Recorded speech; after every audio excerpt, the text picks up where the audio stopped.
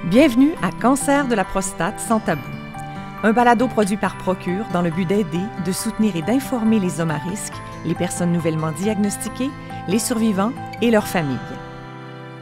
Bonjour et bienvenue à Procure en parle. Je suis Kim Sullivan, votre animatrice aujourd'hui.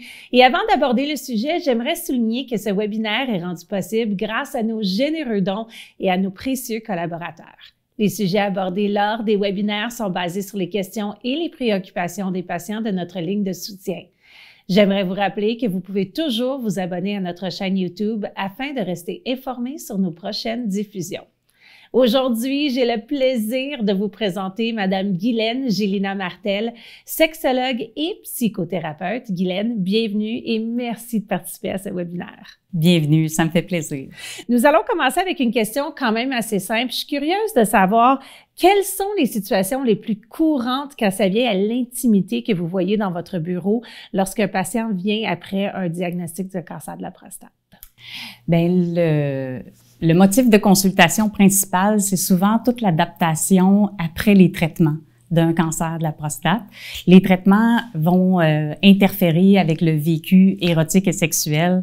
Donc, l'homme va avoir besoin de venir consulter une sexologue pour venir parler de tous les changements, puis ses craintes, ses préoccupations par rapport à son futur, de sa sexualité. C'est le principal motif de consultation, puis aussi de voir comment le couple va s'adapter dans leur intimité par la suite avec les impacts, les conséquences des traitements. Parlons des changements, vous avez mentionné, selon vous, est-ce qu'un homme peut se préparer mentalement à ces changements physiques qui va arriver avec le traitement du cancer de la prostate, puis si oui, comment? Oui, je considère que c'est possible de se préparer mentalement en prenant de l'information, en allant chercher à l'avance qu'est-ce qui sera possible d'avoir comme support. C'est quoi la médication, par exemple, de s'informer sur qu'est-ce qu'il y aura comme traitement possible. Est-ce que ça sera la pompe érectile, l'injection intracaverneuse? De s'informer, puis aussi d'oser en parler dans le couple, de se préparer comme ça en disant, ben comment on va faire ensemble pour rester proche, pour rester connecté, si l'érection est pas présente, que ça soit temporaire ou que ça soit permanent, comment on va faire ensemble? Donc, peut-être l'aborder déjà à l'avance, puis se dire, ben si ça revient pas, comment qu'on va composer tous les deux à cette réalité-là? Comment moi, je vais continuer d'avoir une vie sexuelle? Est-ce que ça sera possible? Puis d'en parler à l'avance, je pense que ça peut permettre de s'y préparer. Mais vous répondez un peu à ma prochaine question parce que j'allais demander si c'était important qu'on implique le conjoint dans ce changement-là, puis dans cette préparation au changement. Donc, vous dites déjà que la conversation avec le conjoint, c'est important, le ou la conjoint. Est-ce que cette personne-là vient aussi à la première consultation ou... Oui, je pense que c'est nécessaire dans ce qui arrive à une personne, toute épreuve, tout défi de la vie, puis le cancer, c'est une épreuve importante. Je pense que c'est essentiel qu'on implique la personne avec qui on partage notre vie pour recevoir du soutien, du support, puis que la personne soit mise au courant de qu'est-ce qu'on est en train de traverser. Puis ça va aussi permettre, dans les rencontres, quand on consulte la sexologue, d'arriver en couple aussi. Fait que les rencontres peuvent se faire en rencontre de couple pour permettre aussi à la partenaire, au partenaire de voir comment ça amène des changements dans la dynamique sexuelle dans le couple. Donc, oui, on implique parce que ça a aussi des conséquences sur la partenaire. Oui. J'aimerais qu'on parle d'intimité parce que je sais qu'on dit souvent même dans un couple de tous les jours que la conversation, ça bâtit l'intimité. Est-ce que vous pouvez me définir l'intimité et est-ce que l'intimité peut remplacer la sexualité peut-être dans un cas où est-ce que la sexualité devient plus difficile? Ben oui, je peux définir l'intimité. Donc d'abord, l'intimité, il y en a plusieurs formes. Il y a l'intimité émotionnelle, affective, psychologique, l'intimité spirituelle. Il y a l'intimité physique qui est de se toucher. Donc, on est intime. L'inverse de l'intimité, c'est la superficialité. Donc, une relation superficielle, c'est c'est qu'il n'y a pas d'intimité. Donc, pour l'intimité plus spécifiquement sexuelle, c'est d'avoir confié à l'autre qu'est-ce qui nous fait plaisir sexuellement, qu'est-ce qu'on aime, nos goûts, nos préférences, de se caresser les zones érogènes. C'est ça qu'on entend par intimité sexuelle. Okay. Mais l'intimité affective, psychologique, c'est aussi connecter puis se révéler dans la vulnérabilité de manière authentique, sensible. Ça, c'est de l'intimité. Fait que ça serait ça les grandes différences. Puis comment que le traitement de le cancer de la prostate peut affecter cette perception-là de l'intimité émotionnelle et physique chez l'homme? Oui, ben c'est un peu plus évident. C'est ça, c'est que le cancer de la prostate va venir amener des craintes sur l'intimité plus sexuelle, puis souvent la personne va mettre ça tout ensemble. C'est comme si l'intimité est toute vue comme étant la même chose, puis on va parfois imaginer qu'il y en aura pas de sexualité possible si l'érection est pas présente, mais c'est possible de garder et de conserver une intimité amoureuse aussi, de manifester de la tendresse, de l'affection, de s'écouter, de passer du temps de qualité ensemble aussi. Et ça peut se maintenir aussi, l'intimité sexuelle peut se maintenir parce que même si il n'y a pas de possibilité d'avoir une érection suffisamment rigide pour une pénétration, c'est une pratique sexuelle, mais c'est pas toute la sexualité. L'intimité sexuelle est aussi plusieurs caresses qu'on peut se faire sur le corps. Il y a d'autres zones érogènes aussi qui peuvent être caressées pour entretenir cette intimité-là sexuelle. Vous avez donné une belle différence entre l'intimité d'un couple, entre l'intimité sexuelle, mais est-ce qu'il est possible d'être intime vraiment sans être sexuel? Je sais que vous dites, oui, la conversation, mais conversation banale, mais... Je dirais que oui, c'est possible d'être dans un couple sans qu'il y ait de sexualité, parce qu'il y a des couples qui décident aussi que ils partageront plus de moments d'excitation sexuelle ensemble, puis ils sont capables d'avoir une intimité, une profondeur, d'être connectés, puis de vraiment sentir une complicité, de rire ensemble, d'avoir des projets dans leur vie de couple amoureuse. Donc, c'est quand même possible d'avoir un couple où il y a de l'intimité, mais ça veut pas dire que parce qu'il y a plus de contact sexuel, une certaine pratique, qu'il n'y a plus de sexualité. Ça, je pense que c'est important de le conscientiser, de s'ouvrir à ça pour avoir de l'ouverture à ce que ça se transforme aussi. Donc, l'intimité dans un couple, l'intimité sexuelle, très importante, mais l'intimité seule ne remplace pas la sexualité. Effectivement. La sexualité peut continuer d'exister. Je dirais qu'il y a une étape préalable, c'est vraiment de prendre le temps d'aborder comment c'est un deuil de ne plus vivre ce qui existait avant. Puis, faut pas le minimiser ou rapidement le banaliser puis dire il peut encore y avoir autre chose, parce qu'en fait, c'est quand même une perte. Ça va changer le vécu, les points de repère au plaisir, à l'excitation, le fait de ne plus avoir d'érection. Puis s'il y a toute une angoisse de est-ce que ça va être temporaire, est-ce que ça va être permanent, puis c'est des enjeux que c'est important de reconnaître que ça va toucher puis ça va être ébranlant. Et un coup qu'on a pris le temps de reconnaître ce deuil-là, là, on peut s'ouvrir à comment c'est encore possible de vivre du désir, de ressentir de l'excitation, du plaisir sexuel.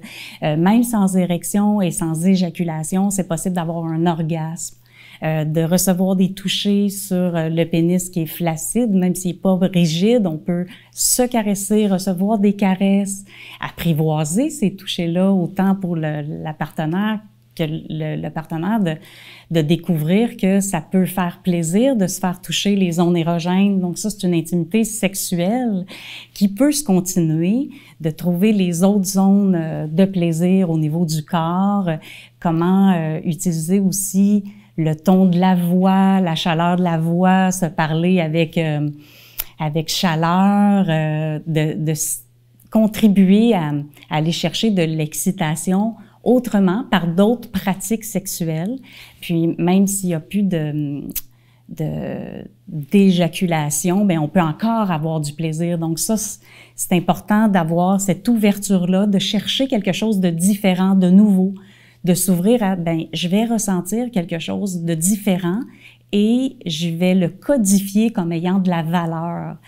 J'aime beaucoup dire que c'est comme savourer tout, avoir de la présence, puis reconnaître la valeur de toutes les petites micro-sensations et les savourer vraiment. C'est nécessaire pour vivre quand même encore un épanouissement sexuel qui va être dans des pratiques sexuelles différentes. On peut encore faire plaisir à la partenaire sexuellement, la partenaire ou le partenaire, puis c'est possible de donner du plaisir et d'y prendre plaisir aussi émotionnellement, à caresser, à voir, à regarder le corps de l'autre, être dans la nudité par exemple, prendre une douche ensemble, un bain dans la nudité, c'est de l'intimité sexuelle qui peut encore se continuer.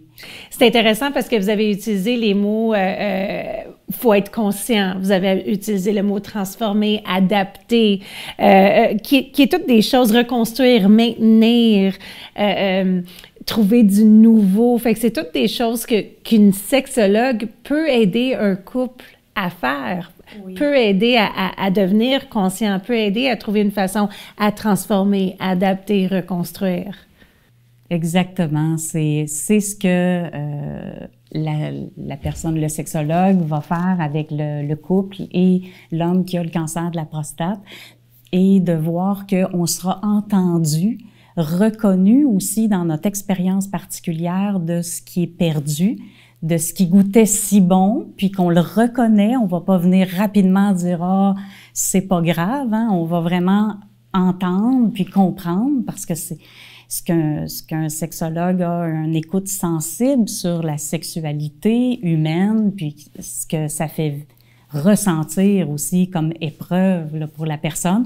Et ensuite, on peut s'ouvrir à ce moment-là avec la personne à comment le couple peut continuer d'être proche sexuellement tout en s'adaptant. Donc, on dit que la sexualité n'est pas finie, mais il y a un effet secondaire qu'on connaît tous, qui est la perte de libido, qui est quand même un effet secondaire du traitement du cancer de la prostate important. Comment le couple peut-il s'adapter à cet effet secondaire-là?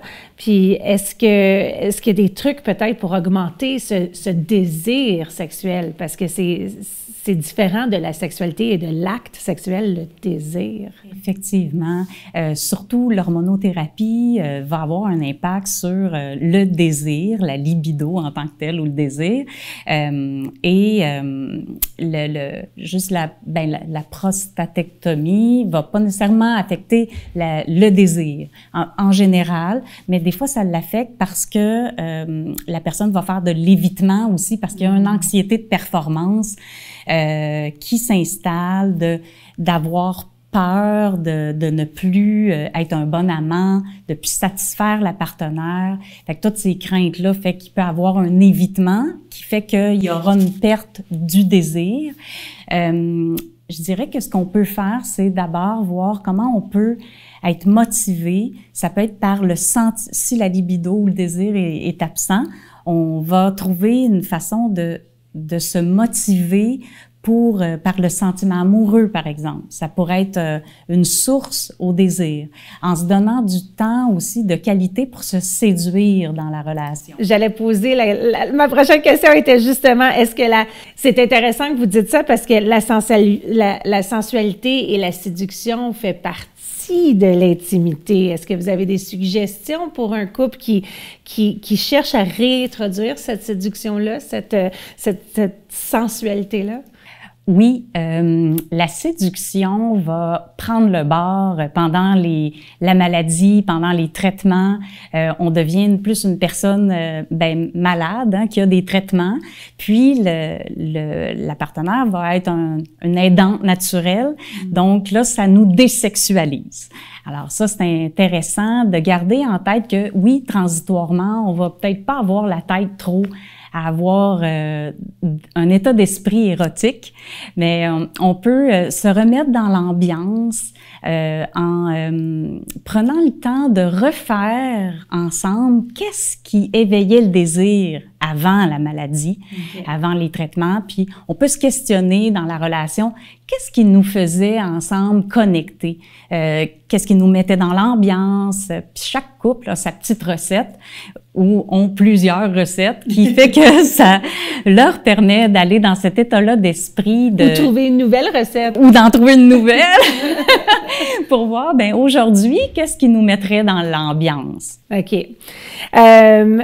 J'aimerais qu'on parle un petit peu, par exemple, de la gestion d'attente, parce qu'on disait que, bon, tout le monde a les recettes avant, mais la recette d'avant va peut-être pas fonctionner après. Donc, si on parle de les gestions d'attente, l'importance de la communication, justement, si quelque chose fonctionnait avant, ne fonctionne plus maintenant, comment aborder cette perte de désir-là avec son partenaire? Je sais que c'est ça qui marchait avant, mais ça marche plus pour moi maintenant, sans blesser l'autre personne ou peut-être sans diminuer le fait que c'est la maladie qui amène ça.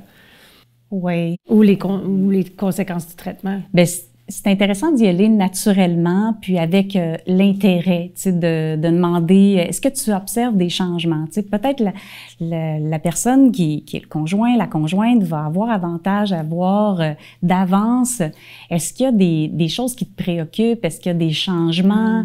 Est-ce que tu observes? Tu sais, peut-être aussi d'être proactif sur c'est quoi les changements? Comment tu te sens qu'il n'y a plus d'éjaculation? Comment tu te sens avec le fait que ton désir, est-ce que tu observes que ça l'a changé? Est-ce que tu te sens nerveux? Tu sais, d'ouvrir, peut-être d'y aller de manière proactive, ça va favoriser que la personne se sente libre de le dire, puis de le comprendre, de pas aller trop vite aussi à trouver des solutions, de prendre le temps de faire comme on le constate toutes les deux.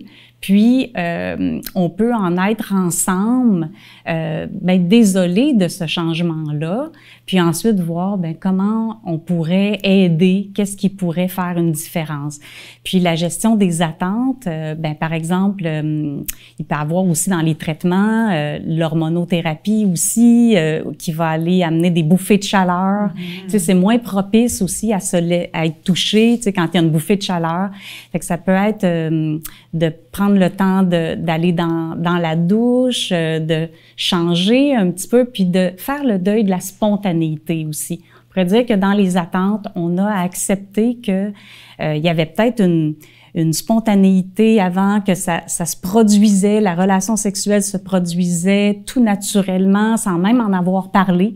Il y a des couples que leur vie sexuelle a toujours bien été, ils n'ont pas eu à communiquer. Donc là, on a à avoir une attente plus réaliste aussi que, oui, il y a une préparation, puis peut-être se le dire dans la journée, peut-être changer l'heure de la journée où le couple a une relation sexuelle, parce que s'ils font ça le soir alors qu'ils sont fatigués, il peut y avoir aussi l'incontinence urinaire aussi qui peut être une gêne. On peut aussi le dire, ça. Ah, ça me gêne. Il y a possibilité de mettre une couverture pour être moins intimidé de la situation. N'en parler de qu'est-ce qui gêne, les changements aussi de la morphologie, l'image corporelle qui peut avoir changé avec les traitements. Fait que d'oser le vérifier, dire comment tu te sens par rapport à ça, puis de dire à quel point ça va au-delà de ça, tu sais, le désir, le sentiment amoureux, l'envie de faire l'amour va bien au-delà de l'apparence purement esthétique d'une personne.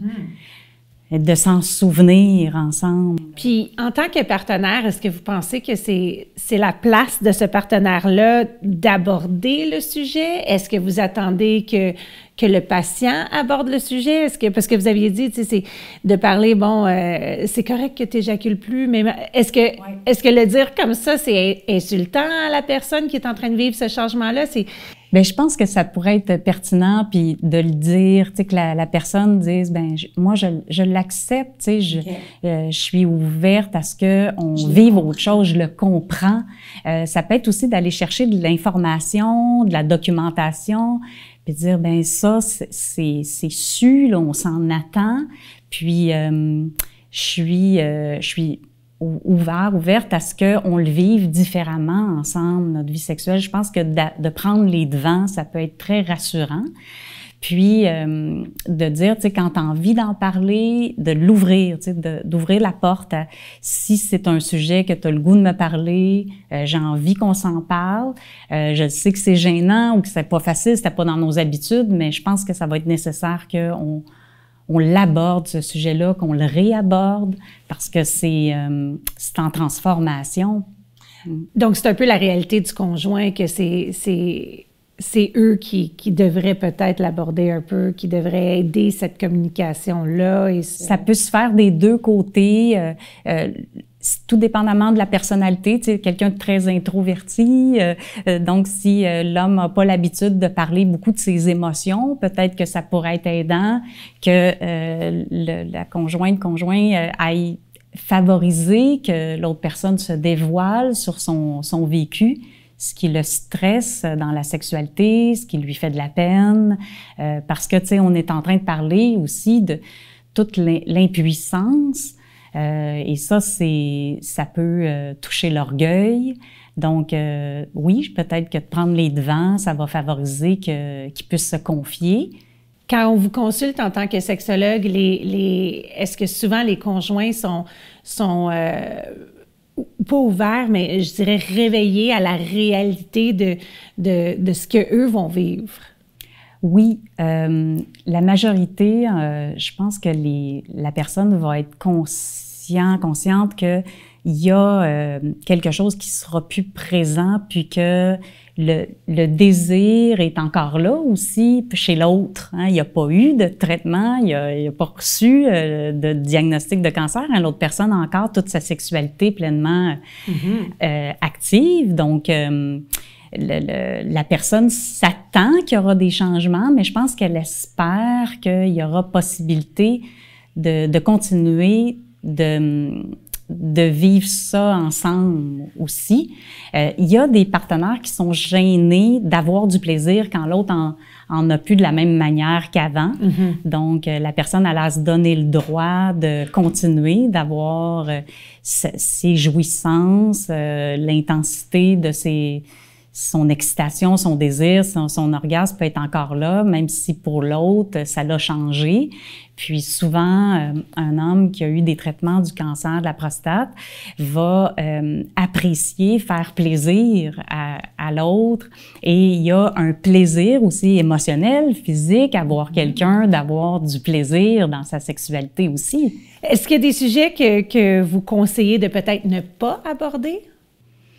Je dirais que tout dépendamment de l'aisance des personnes, mais je pense que tout peut s'aborder quand on a de l'empathie, de l'écoute sincère, une envie vraiment de s'intéresser, puis qu'il n'y a pas de jugement. Ça favorise que tous les sujets soient abordables avec délicatesse. À chaque fois qu'on parle de sexualité, c'est important de mettre des gants blancs d'une certaine façon parce que c'est quand même un sujet délicat constamment dans notre vie. Puis, dans nos étapes de la vie, on va tous aussi avoir des changements un jour ou l'autre. Hein. Ne serait-ce que le vieillissement en tant que tel va nous amener à vivre des changements. Donc, c'est important d'en parler avec respect, avec compréhension, parce que c'est quand même un sujet qui nous rend vulnérables, notre sexualité. Si un couple était capable de mettre ces gants blancs-là ou juste ne savent pas comment communiquer entre eux quand ça vient à la sexualité, comment qu'une sexologue peut aider? Bien, le fait de consulter la sexologue, ça va aider parce qu'on est dans un endroit où est-ce que la sexologue, le sexologue a de l'intérêt pour ce thème-là, tu sais, tout ce qui concerne la sexualité, c'est pour ça qu'il est allé dans ce métier-là. Donc, il va avoir toute la place de non-jugement, d'empathie, d'écoute respectueuse de l'un, de l'autre. Puis c'est la place pour apprendre à nommer nos besoins, nos attentes maintenant, de nommer nos émotions, puis de se sentir qu'on est en sécurité de le dire. Je suis sûre qu'il y a plusieurs patients qui en apprennent beaucoup de leur partenaire, des fois, devant vous. Et on parle beaucoup du couple, mais en réalité, il y a des gens célibataires qui vivent le cancer de la prostate et qui retournent après dans le monde du dating, comme on dirait. À quel moment qu'on annonce ces difficultés-là, ce changement sexuel-là, comment que eux peuvent vivre à travers ça ou vous avoir comme aide à travers cette situation-là? Oui, consulter une sexologue peut permettre d'échanger sur comment la personne peut devenir plus habile à se révéler sur ce sujet-là, qui va être délicat à aborder. Je dirais qu'au départ, quand une personne célibataire voit une nouvelle personne, il y a une fréquentation, mais il faut vérifier s'il y a un intérêt. Est-ce que cette relation-là a un futur avant de tout révéler notre vulnérabilité, là, de confier nos épreuves de la vie, peu importe lesquelles. Il faut se rappeler que les gens rencontrent pas non plus des pages blanches, là, que chaque personne a ses défis, puis c'est humain d'avoir traversé des difficultés. Donc, il y aura un moment donné où ça va être propice. Qu'est-ce qui s'est passé dans ta vie d'important? Est-ce que tu as vécu des choses qui t'ont ébranlé? Puis le fait de se confier ça ouvre la porte ensuite à vérifier le non-jugement de l'autre personne. Est-ce que je me sens en sécurité d'ouvrir? Puis là, on peut partager que il y a un cancer qui est arrivé dans notre vie, dans notre parcours de vie, puis que on compose avec des impacts des traitements. Puis, il faut savoir qu'il y a aussi des hommes de tout âge qui ont à composer avec des difficultés sexuelles aussi. Et c'est pas uniquement lorsqu'on a eu un cancer qu'on va avoir ce type de réalité-là, aussi physique, hein, d'avoir des difficultés avec l'érection, par exemple. Qu'on va avoir, des fois ça peut être l'andropause, il peut y avoir des changements hormonaux, même sans avoir eu le cancer. Donc, une personne célibataire va avoir à se confier sur ce qui y arrive. C'est intéressant ce que vous dites parce que quand ça vient à les personnes célibataires puis au monde du dating, on s'entend que la sexualité, des fois, prône l'apprendre à se connaître, tu sais, ou qu'il y en a un qui vient peut-être avant l'autre, ou que ça... Donc, les plus grosses conversations peuvent arriver avant. Oui, je pense qu'idéalement, si quelqu'un a à confier ce qui l'inquiète, puis ce qui sera une partie insécurisante, hein, de s'ouvrir puis de se mettre à nu. Donc, peut-être ça peut être préférable de se mettre un petit peu à nu émotionnellement avant de se déshabiller complètement. Très bonne réponse, j'aime ça. Puis j'assume qu'aussi ça facilite la chose, ça facilite à bâtir l'intimité avec cette personne-là parce que c'est un lien que tu viens provoquer. Oui, puis ça l'entretient déjà de l'honnêteté, de commencer la relation en y mettant de la vérité. On met les bases en place pour avoir une relation où il y a de l'intimité vraiment psychologique, puis qu'on va pouvoir être vrai puis authentique dans la relation. Ça crée déjà un petit désir juste là. Oui, ça contribue. Moi, je trouve que l'intimité émotionnelle va contribuer à éveiller le désir. En tant que patient ou partenaire de quelqu'un qui a vécu le cancer de la prostate, comment peut-on cultiver une attitude positive envers la sexualité, les changements qui vont venir avec cette sexualité-là, puis maintenir cette connexion émotionnelle au cours du processus du diagnostic au traitement ou après? On peut cultiver une attitude positive en étant peut-être pas trop rapidement dans le positif, nié non plus. Donc, peut-être prendre... Accepter le deuil. Oui, prendre le temps. Je dirais que ça c'est un conseil que je trouve important de s'arrêter à reconnaître l'épreuve, ce qui est douloureux, ce qui fait mal, ce qui est insécurisant. Puis ensuite, on a de la place, après qu'on s'est senti compris dans ce qui est plate, on est plus ouvert à aller vers le positif. Fait que souvent, ça prédomine, le reflet empathique doit prédominer la confrontation à qu'est-ce qu'on peut faire d'autre d'heureux malgré tout, là. Et dernière question, si vous aviez un conseil à donner, admettons, à deux patients qui sont devant vous en ce moment, deux individus, un patient, un partenaire, un message à leur transmettre après le traitement du cancer de la prostate afin de retrouver cette intimité-là, ça serait quoi? Je dirais que c'est important de se souvenir qu'il y a de l'espoir, puis qu'on est un être sexué et érotique. Même s'il y a des pertes de certaines capacités, on peut encore être un être sexué, érotique. On est encore capable de séduire, d'avoir du charme. D'aimer la sexualité. D'aimer la sexualité. C'est encore, tout ça est possible. Fait que ça serait ça mon conseil. J'aime beaucoup. Merci. Merci tellement d'avoir été parmi nous aujourd'hui. J'ai vraiment beaucoup aimé notre conversation.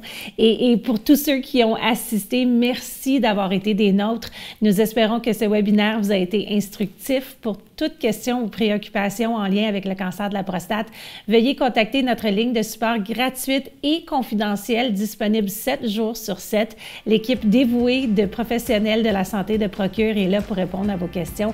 Et vous pouvez également visiter notre site web procure.ca. Encore une fois, merci à vous et merci à vous. Bienvenue, ça me fait plaisir. Merci. Merci d'avoir écouté Cancer de la prostate sans tabou, un balado produit par Procure. Pour en savoir plus sur le cancer de la prostate et nos épisodes de balado-diffusion, rendez-vous sur procure.ca.